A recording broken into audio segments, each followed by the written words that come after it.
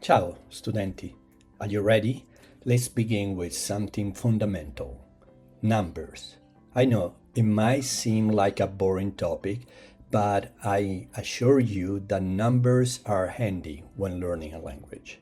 We need them in many situations. Of course, to say how old we are, which is the topic of this unit, but also to tell the time or to order something, as we will learn throughout this course. In short, without numbers, it would be really hard to move forward.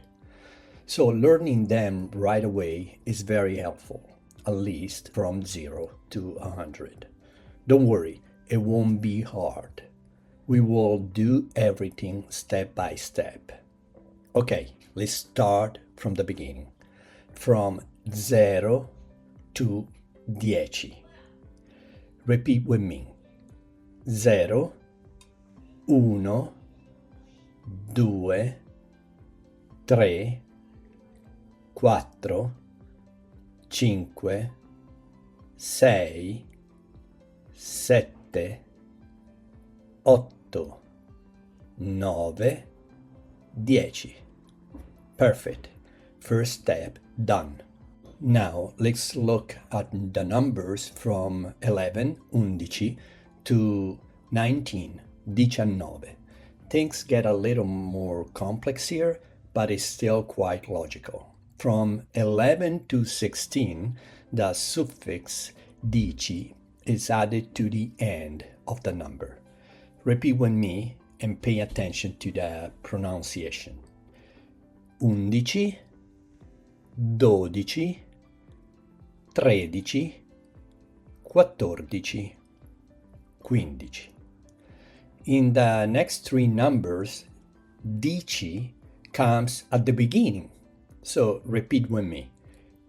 17, 18, 19. Now let's look at the tens. Let's repeat them together, including number 10, which you have already learned. 10, 20, 30, 40, 50, 60, 70, 80, 90. Well, then let's continue. What happens with compound numbers like 23, 47, 88? Very easy. Take the tens part and add the number from 1 to 9 and write the combined number as a single word. 22. 20 più 2, 22. 47. 40 più 7, 47. 84. 80 più 4, 84. 90 più 9, 99, 99. When I say più, I mean plus, and this is also part of this unit. However, be careful with numbers that end in uno, 1, and otto, 8, like 21, 28, 31, 38, and so on. In these numbers, the I from 20, the I meaning the I, Italian I, the vowel I, and the A meaning A in Italian, from the number 30, 40, 50, 60, 70, 80, and 90 disappear. So the result is 21, 28, 31, 38, and so on. Also, pay attention to the number 3.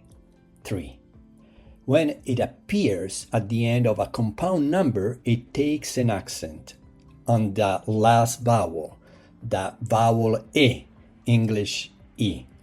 So you have to write with an accent, but also you have to pronounce it with an accent. You say 23, 33, 43, and so on. Let's not forget the number 100, 100. Repeat, 100. It is simply said 100. So never place in front of 100 uno, as you do in English 100. Simply 100.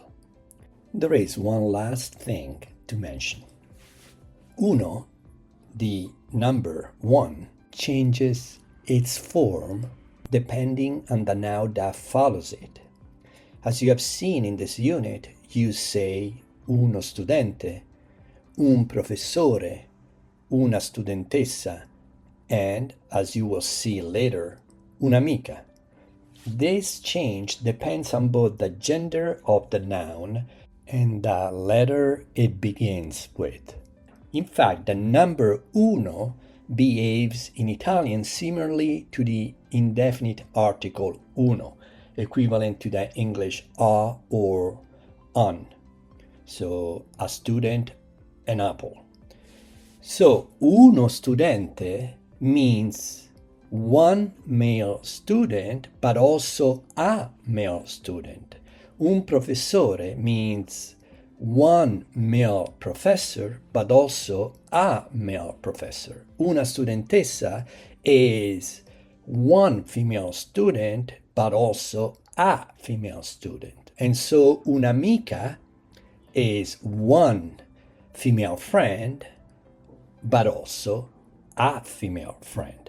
You will learn more about these articles in the next unit, so no need to worry too much about them just yet.